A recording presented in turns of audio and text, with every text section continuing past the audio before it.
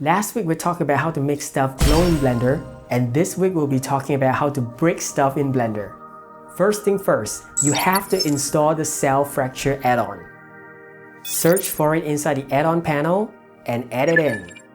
Now select the object you want to break, go into the edit mode and subdivide it a couple of times.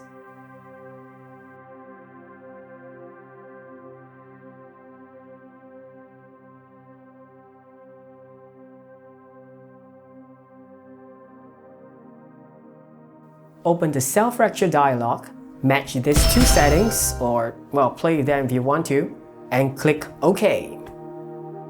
Select all the broken pieces and add active RigidBody to all of them like so.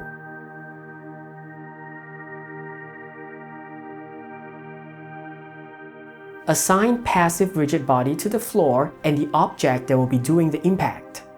We do not want the pieces to start falling on their own the minute the simulation starts. Technically, there is a way to set the RigidBody to sleep until an impact happens. Unfortunately, I could never really get that to work, and I'm not sure whether it is a bug or not. Fortunately, there is a way around it by specifying when the RigidBody actually starts becoming dynamic. Move your timeline to the moment just before impact, and then turn off the dynamic for your RigidBody and keyframe it. And then on the very next frame, turn it back on again. That will make sure that the RigidBody simulation happened right at the moment of impact.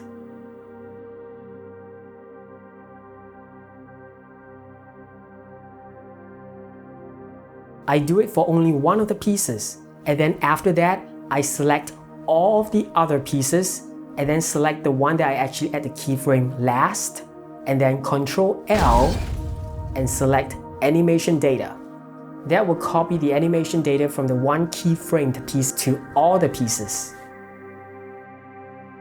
Now just press play and watch the simulation happen. It's that easy.